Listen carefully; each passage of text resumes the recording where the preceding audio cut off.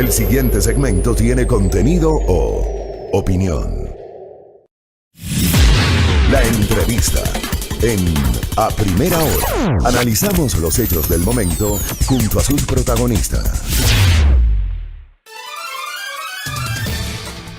Bueno, 8 de la mañana con 10 minutos. Medio atropellada salió la entrevista anterior porque nuestro invitado no había puesto en silencio su celular y ahí se escuchaba la vibración. Pero bueno, la parte pertinente obviamente da cuenta de la crítica situación humana de los trabajadores de uno de los hoteles más grandes, ¿no?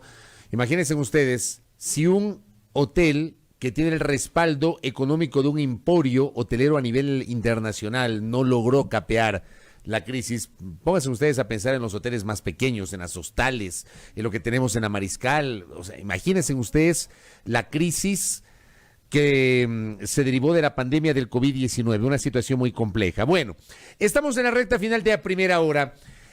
Yo les decía que a lo largo de esta semana no iba a pasar desapercibido, y de hecho no ha pasado desapercibido el tema de este año, el primer año después de las protestas de octubre. Y vamos a promover un diálogo periodístico con uno de los actores protagónicos de aquella jornada, desde el punto de vista que justamente por eso hoy está enfrentando un procesamiento de carácter judicial. Y me refiero a Virgilio Hernández, el ex asambleísta, entiendo que es precandidato hoy al Parlamento andino también. En esta semana Virgilio Hernández además fue noticia porque pretendieron detenerlo, porque aparentemente no había sido dado de baja del sistema de la Policía Nacional una boleta de detención que había caducado en octubre del año anterior, y entiendo que Virgilio Hernández pasó un mal rato. Lo tenemos ahora mismo a Virgilio. ¿Cómo le va, ex parlamentario? Bienvenido. Muy buenos días, Fabricio. Siempre un gusto poder estar con ustedes. Oiga, ¿ya dieron de baja o no la boleta de detención? Eso espero, porque el 25 de diciembre del año 2019, cuando ya había la boleta de mi libertad, yo me demoré precisamente en salir del Centro 4 porque no estaba dada de baja esa boleta, que fue una orden del juez, y era lo obvio, el 5 de noviembre, cuando ya el juez decidió que debía mantener también como medida la prisión preventiva, para de esta manera tratar de, con otro error,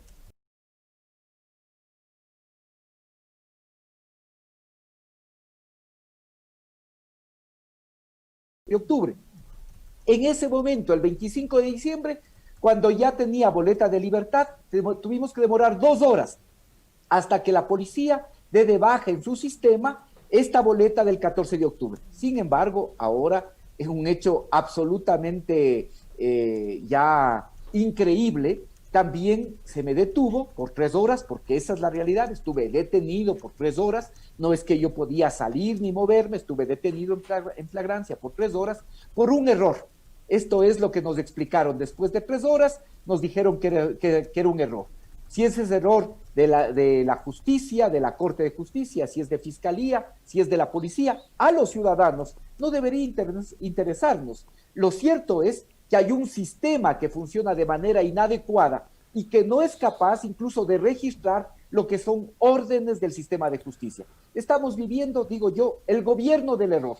Hay errores como estos del sistema, pero uno puede decir, ¿cómo no va a pasar lo que me pasó a mí si hay errores en los sistemas de contabilidad, de planificación, que ni siquiera nos permiten registrar adecuadamente el número de personas que han sido infectadas con el COVID, el número de muertos todavía en el Ecuador en pleno siglo XXI, en la tercera década del siglo XXI? Es un misterio saber cuántos son efectivamente el número de muertos. Hay unos datos oficiales que se aproximan a los 12,000, pero 35,000 muertos más en exceso, si comparamos enero-septiembre de este año con enero-septiembre del año anterior. Correcto. Es el país del error. Correcto. De ese mal rato pasemos a un criterio macro, un criterio más amplio en este año después de las protestas. Usted, Virgilio Hernández, el año pasado, y lo hemos conversado en varias ocasiones en las oportunidades que hemos tenido justamente de dialogar, de charlar aquí en nuestro espacio, Pero usted hizo una declaración que yo le dije a usted en su momento, fue totalmente desatinada y desafortunada, y creo que esa declaración le ha costado que el día de hoy esté enfrentando un procesamiento judicial. Usted dijo palabras más, palabras menos, o se caen las medidas o se cae el gobierno. Y esto, entiendo yo, fue la génesis de que se haya interpretado de que usted estaba detrás conjuntamente con otros de sus compañeros, detrás, digo, de una conjura para derrocar al régimen constituido del presidente Moreno. Un año después, ¿usted cree que esa declaración suya fue desatinada, Virgilio? Mire, lo que yo dije, me parece que el día 2 de octubre, y me parece que efectivamente fue en este medio en el que hice esa primera declaración, lo único que se hizo es corroborarse 12 días después. El 13 de octubre, efectivamente, el gobierno cumplía lo que yo había señalado.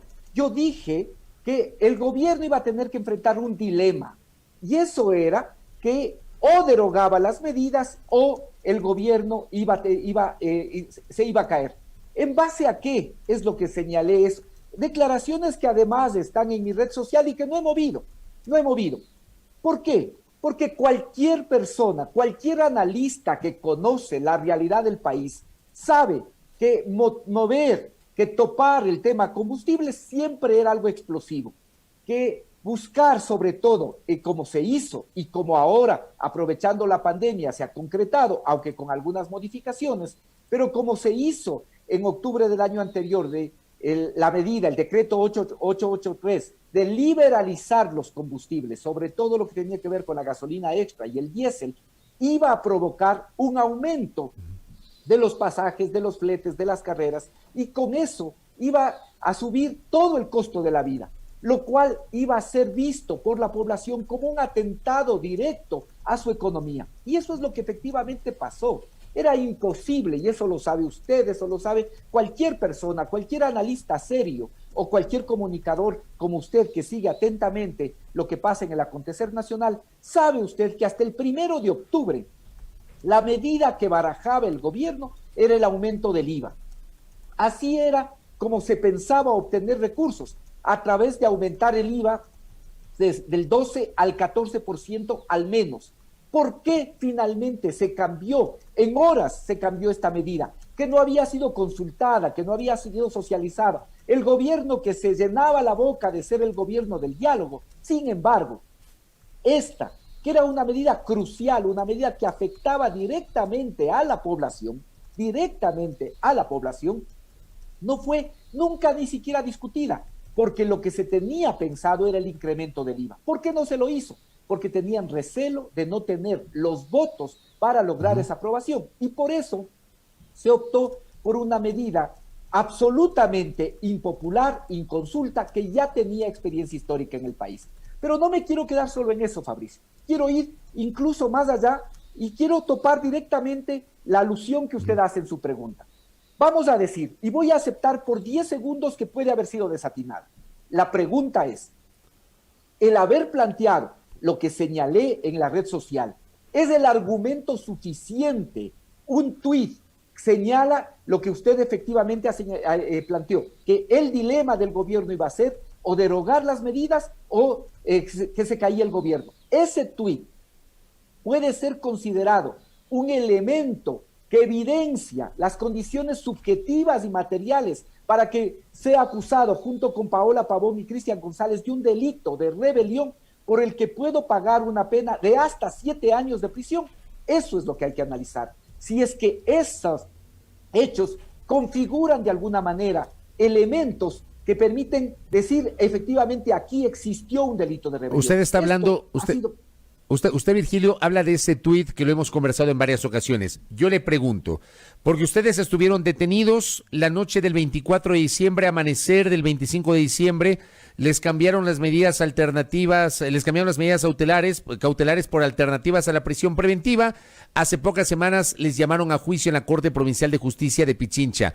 Mi pregunta es, en su caso, por ejemplo, ¿solamente es el tuit o la fiscalía en el proceso, en la instrucción fiscal y el momento que presenta en la audiencia preparatoria de juicio, la fiscalía ha logrado demostrar algún indicio que le lleve a asegurar de que Virgilio Hernández efectivamente estaba detrás de una conjura para derrocar al gobierno del presidente Moreno?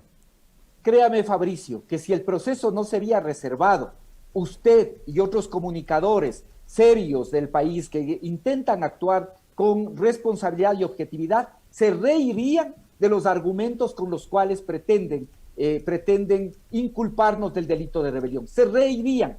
Si ustedes analizarían, por ejemplo, los hechos del 5 de octubre que presenta Fiscalía como que configuran el delito, ¿sí? Y lo voy a decir porque se ha hecho público. Uno de esos elementos contundentes de la Fiscalía es que el día 5 de octubre yo estuve en el redondel de la Villaflora, nunca nos bajamos de la vereda, pero se presenta como una gran cosa que yo tenía un cartel que decía Moreno, Nebot y Lazo son el paquetazo. Este es un hecho de violencia sin duda gigantesco que con seguridad desató toda esa fuerza de la movilización. No, eso es lo que pretende hacernos creer la Fiscalía. ¿Puede usted creer?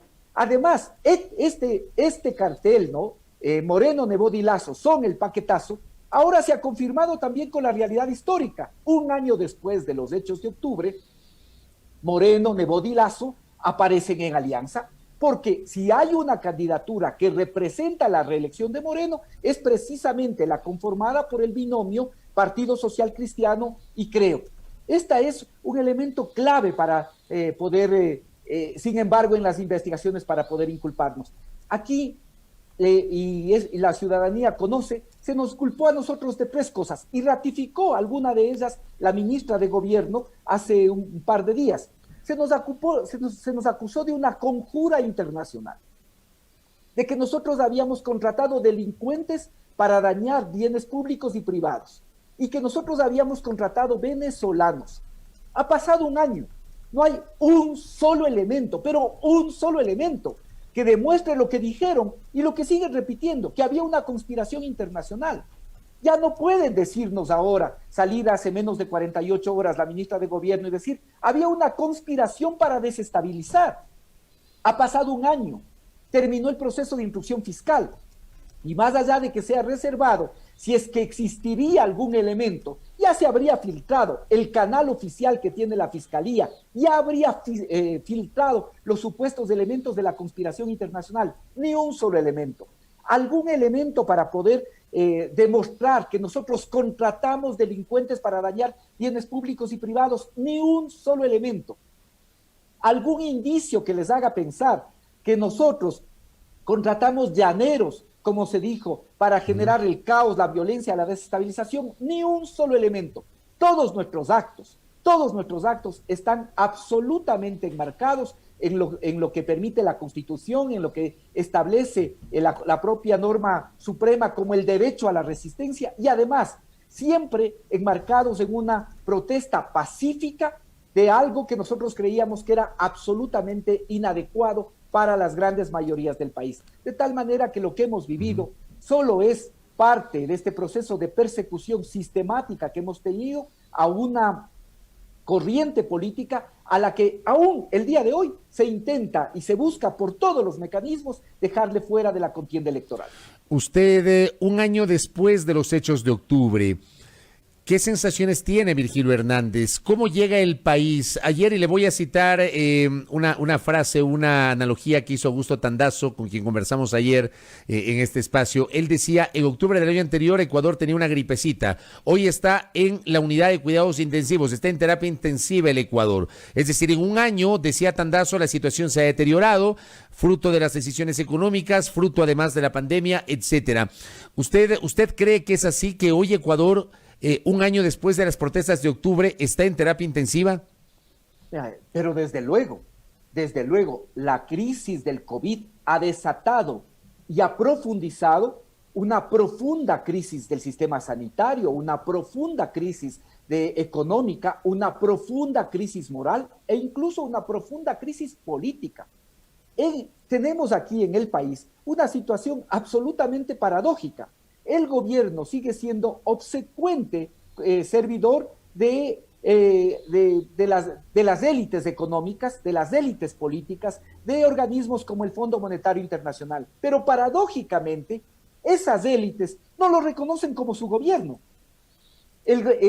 Creo que aún al día de hoy sigue manteniendo alianza con el gobierno, sin embargo, intenta desmarcarse del gobierno.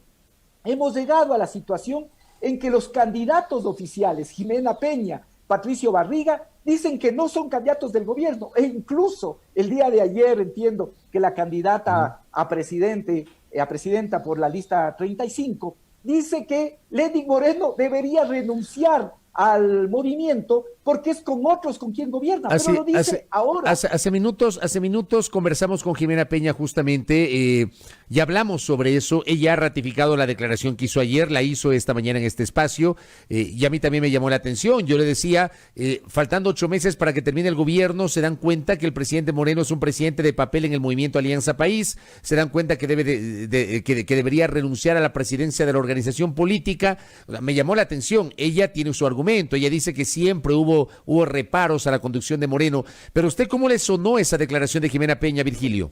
Es que esto le digo, que vivimos algo paradójico. Mientras el gobierno se empeña en cumplir el programa de las élites, del programa del Fondo Monetario, esas élites y ni siquiera su partido ahora reconocen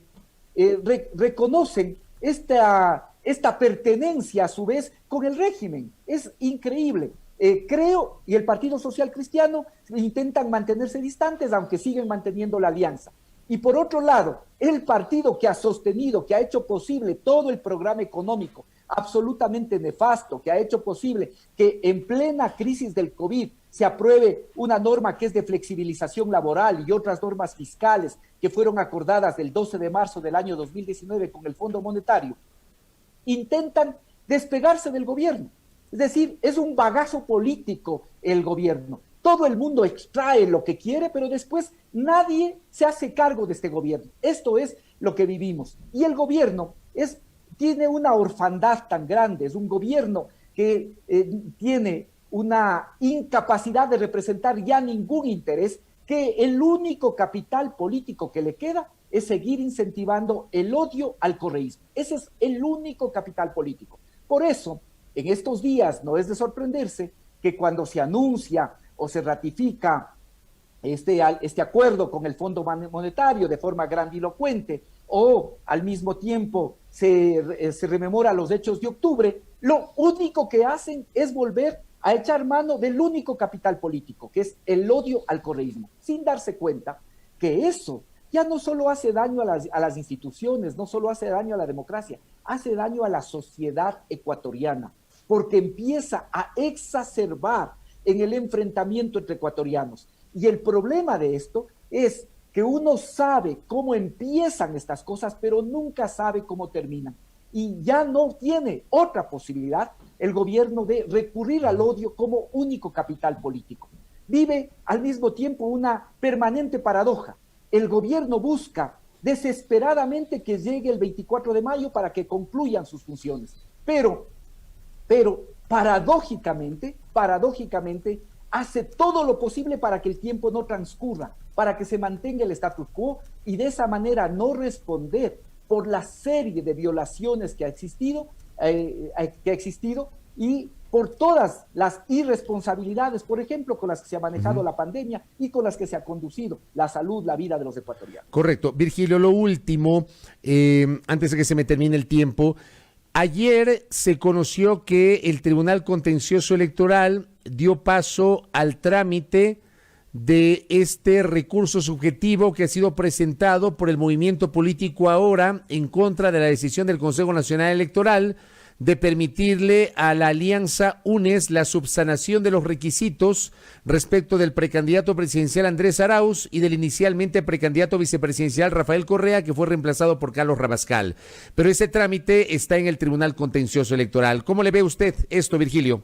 Mire, yo entendería que lo que está haciendo el Tribunal Contencioso es seguir los procedimientos legales, pero cuando analice efectivamente este tema, lo va a desechar. No creo yo, espero, tengo algún resquicio de esperanza de que el Tribunal Contencioso Electoral actúe con base a la Constitución, con base a la ley, que básicamente esto haya sido admitir porque así lo dispone la norma legal, pero que cuando analice este sinsentido va a desechar esta pretensión y va a permitir que sea el pueblo ecuatoriano el que decida. Se debe permitir que el pueblo ecuatoriano decida y luego el próximo gobierno, que estoy seguro que cuando sobrepasen estas vicisitudes va a ser el gobierno de Andrés Arauz, tiene que necesariamente ser un gobierno de unidad nacional para poder enfrentar y resolver los graves problemas que tiene en este momento el país. Correcto. Virgilio Hernández, gracias por el tiempo, que tenga usted un buen día.